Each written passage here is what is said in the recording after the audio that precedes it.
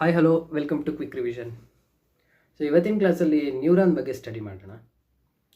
Structure of neuron ಇದು 7th 8th 9th 10th almost ಎಲ್ಲ ಕ್ಲಾಸಲ್ಲೂ ಇದ್ರ ಬಗ್ಗೆ ಇನ್ಫಾರ್ಮೇಷನ್ ಕೊಟ್ಟಿದ್ದಾರೆ. ಸೊ ಬೇಸಿಕಲಿ ನ್ಯೂರಾನ್ ಅಂದರೆ it is the structural and functional unit of nervous system. For example, ಈಗ ನಮ್ಮ ಬಾಡಿನಲ್ಲಿ ಏನಾದ್ರು ಇಂಜುರಿ ಆದರೆ how do we feel pain? Through the nerves. So basically nerves ಆ ಪೇಯ್ನ್ ಇನ್ಫಾರ್ಮೇಷನ್ ಏನಿರುತ್ತೆ ಆ ಮೆಸೇಜ್ನ ಇಂಜುರಿ ಆಗಿರೋ ಜಾಗದಿಂದ ಬ್ರೈನಿಗೆ ಟ್ರಾನ್ಸ್ಫರ್ ಮಾಡುತ್ತೆ. So it acts as a messenger also. That means it transfers messages from different regions of the body to the brain. So ಹಾಗಾಗಿ neuron ಅನ್ನೋದು ಇಂಪಾರ್ಟೆಂಟ್. ಸೊ ಹಾಗಾಗಿ ಎಲ್ಲ ಕ್ಲಾಸಲ್ಲೂ ನ್ಯೂರಾನ್ ಸ್ಟ್ರಕ್ಚರ್ ಕೊಟ್ಟಿದ್ದಾರೆ. ಬೇಸಿಕಲಿ ನೀವು ಸ್ಟ್ರಕ್ಚರ್ ಆಫ್ ದ ನ್ಯೂರಾನಿಗೆ ಬಂದರೆ neuron ಚಿತ್ರ ನೋಡಿರ್ತೀರ ನೀವು text ಬುಕ್ಕಲ್ಲೂ.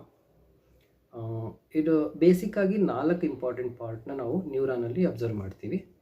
ಒಂದು dendrite, cell body, and then axon ಮತ್ತು ನರ್ವ್ ಎಂಡಿಂಗ್. ಈ 4 ಪಾರ್ಟು ತುಂಬಾ ಇಂಪಾರ್ಟೆಂಟ್. ಸೊ ಈಗ ಒಂದೊಂದೇ ಸ್ಟ್ರಕ್ಚರಿಗೆ ಬಂದರೆ ನಾವು ನ್ಯೂರಾನ್ದು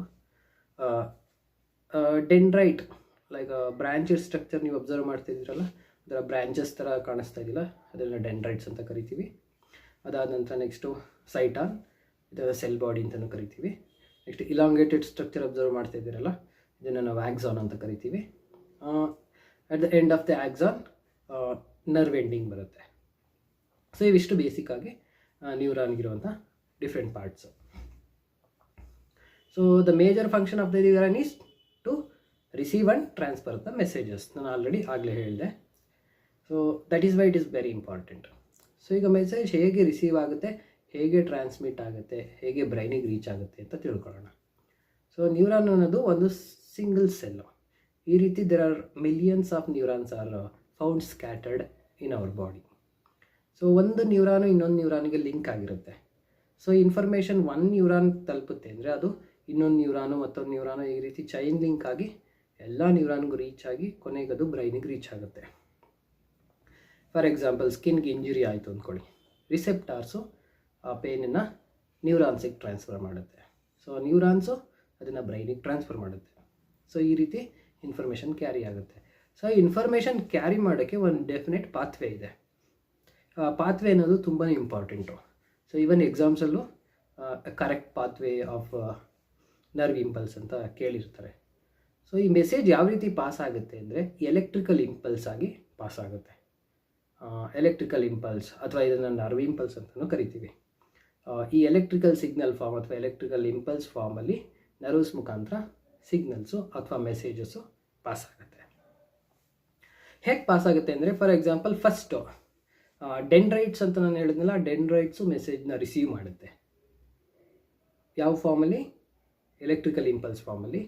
ಅದಾದಮೇಲೆ ಅದು ಸೆಲ್ ಬಾಡಿ ಬರುತ್ತೆ.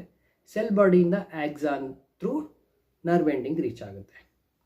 ಸೊ ಈ ನರ್ವ್ ಎಂಡಿಂಗ್ ರೀಚ್ ಆದಮೇಲೆ ಅಲ್ಲಿಂದ ಅದು ಇನ್ನೊಂದು ನರ್ವ್ಗೆ ಕನೆಕ್ಟ್ ಆಗಿರುತ್ತೆ. ಇನ್ನೊಂದು ನರ್ವ್ ಡೆಂಡ್ರಾನ್ಗೆ, near by this neuron there is a dendrite of another neuron. So ಆ ಡೆಂಡ್ರೈಟು ಮತ್ತು ಈ ನರ್ವ್ ಎಂಡಿಂಗ್ ಮಧ್ಯೆ ಒಂದು ಸ್ಮಾಲ್ ಗ್ಯಾಪ್ ಇರುತ್ತೆ. ಅದನ್ನು ನಾವು ಸಿನಾಪ್ಸೆ ಅಂತ ಕರಿತೀವಿ. ಸೊ ಯಾವಾಗ electrical impulse nerve ending reach ಆಗುತ್ತೋ ಅಲ್ಲಿ ಇದು ಕೆಮಿಕಲ್ ಸಬ್ಸ್ಟೆನ್ಸ್ ಆಗಿ ಕನ್ವರ್ಟ್ ಆಗುತ್ತೆ. ಸೊ ಅದನ್ನು ನಾವು ನ್ಯೂರೋ ಟ್ರಾನ್ಸ್ಮಿಟರ್ಸ್ ಅಂತ ಕರಿತೀವಿ.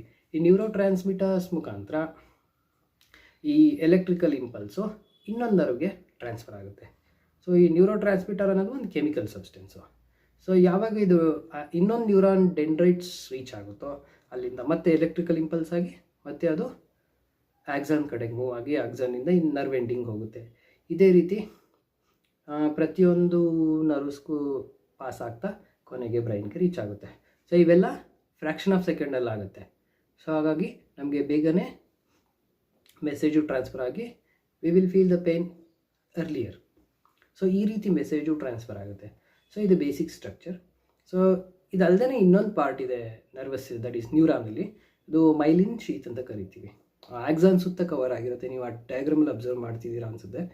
ಆಕ್ಸಾನ್ ಸುತ್ತ ಕವರ್ ಆಗಿರುತ್ತೆ. ಅದನ್ನು ಮೈಲಿನ್ ಶೀತ್ ಅಂತ ಕರಿತೀವಿ. ಅದೊಂದು ಫ್ಯಾಟ್ ಲೇಯರ್. ಸೊ ಈ ಒಂದು ಎಲೆಕ್ಟ್ರಿಕಲ್ ಸಿಗ್ನಲ್ ಎಲ್ಲೂ ಲೀಕ್ ಆಗದೆ ಇರೋ ಥರ ಅದು ಆ ಫ್ಯಾಟ್ ಲೇಯರ್ ಪ್ರೊಟೆಕ್ಟ್ ಮಾಡುತ್ತೆ. That means it increases the efficiency of the signal transduction. ಈ ವಿಡಿಯೋ ನಿಮಗೆ ಇಷ್ಟ ಆಗಿದ್ದರೆ ಲೈಕ್ ಮಾಡಿ, ಶೇರ್ ಮಾಡಿ. ನ್ಯೂರಾನ್ ಬಗ್ಗೆ ಇನ್ನೂ ಜಾಸ್ತಿ ತಿಳ್ಕೋಬೇಕು ಅಂದರೆ ಸಬ್ಸ್ಕ್ರೈಬ್ ಮಾಡ್ಕೊಳ್ಳಿ.